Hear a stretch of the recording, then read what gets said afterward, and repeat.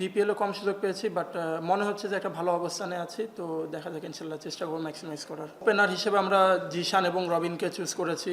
তো আমার মনে হয় যে লাস্ট ম্যাচ পর্যন্ত আমরা চেষ্টা করব। না দেখুন, আসলে অবশ্যই তারা এক্সপিরিয়েন্সড, বাট যদি আমাদের নিজেদের কথা বলেন তাহলে অবশ্যই আমরা আমাদের পোটেনশিয়াল ক্রিকেটটা খেলতে পারিনি, অবশ্যই সেটা ব্যাটিংয়ে এবং বলিংয়েও না।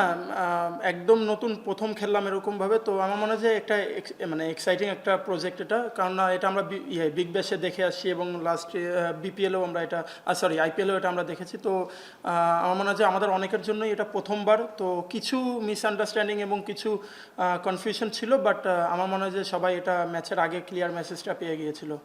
দেখুন, আমার মনে হয় যে তারা অবশ্যই আমাদেরকে নিয়ে প্ল্যানিং করেছিল ম্যাচের শুরুতে, বাট অবভিয়াসলি রেজাল্ট যেটা হলো তো আপনারা দেখতেই পেলেন। বাট ইনশাল্লাহ এখনও দুটো ম্যাচ বাকি আছে, যদি আমরা নেক্সট ম্যাচে জিততে পারি, এবং অবশ্যই আবারও আমাদের ফাইনাল খেলারও সুযোগ আছে, কারণ ফরম্যাটটাই এরকম টুর্নামেন্টার।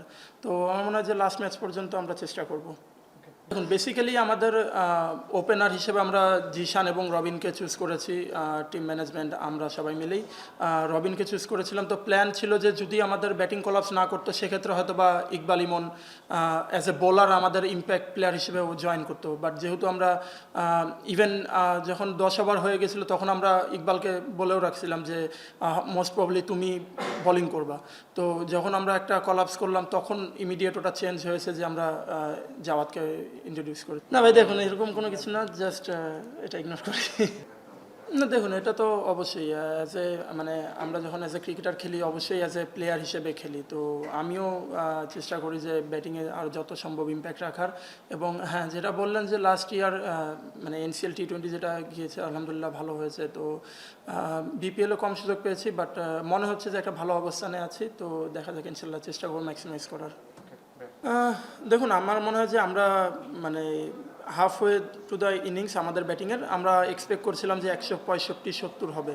তো আমরা মনে হয় যে আমরা যেটা বললাম যে আগে, যে আমরা কিছু উইকেট লুজ করেছি, এবং ক্রুশিয়াল টাইমে আমরা যেই সময় আমাদের রান করা প্রয়োজন ছিল, সেই জায়গায় আমরা আসলে উইকেটটা লুজ করেছি। তো ওইটা না হলে হয়তো 170-75 আমি বলবো যে এখানে আমরা করতে পারতাম।